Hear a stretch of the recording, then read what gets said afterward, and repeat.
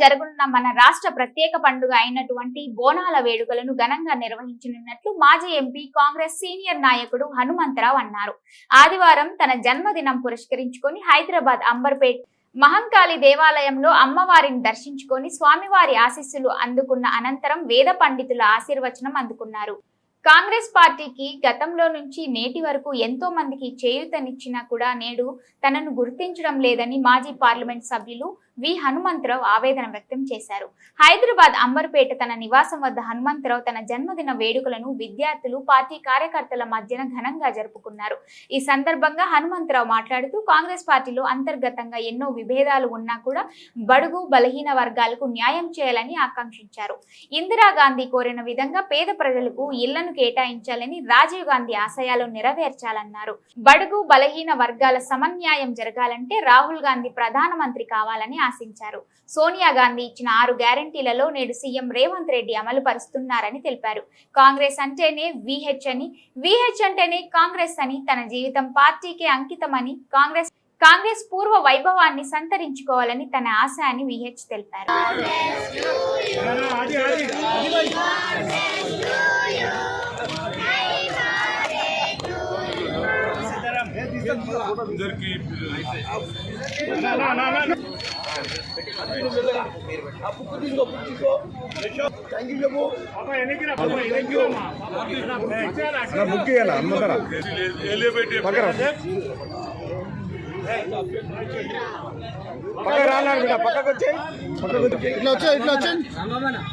అందరు కనిపించాలా?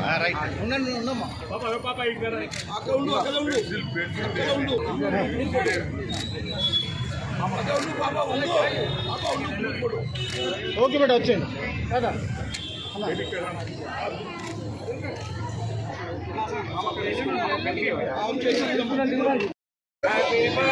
పాప పాప ఎట్లా పోతుంది అడ్డము?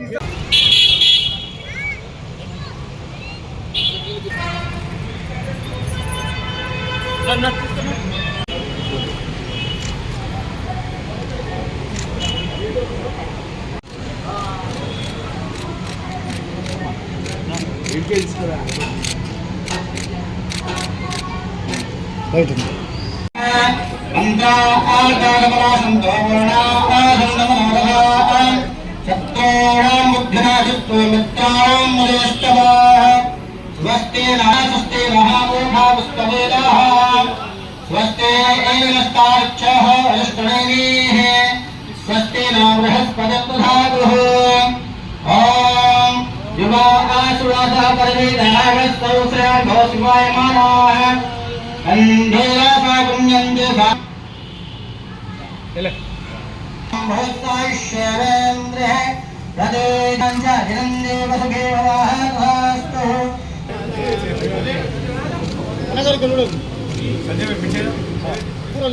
ఇంకా పోతారా మీరు? ఇంకా పోతూ ఉంటారు.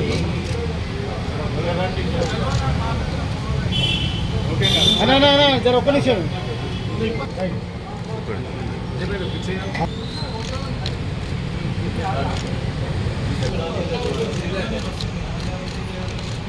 ఓకేనా?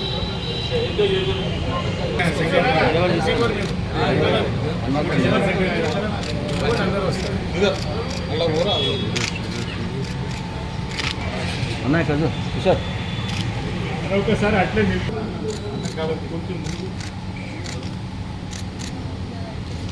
రైట్ శ్రీకాంత్ శ్రీకాంత్ మాస్క్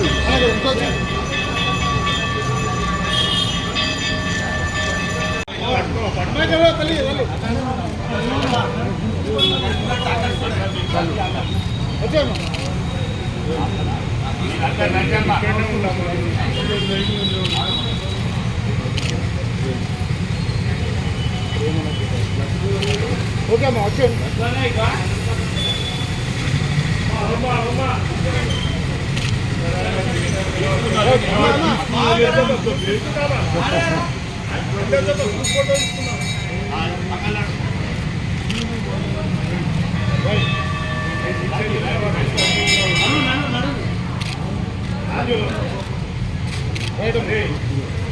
అమ్మా ఇక్కడ బాగా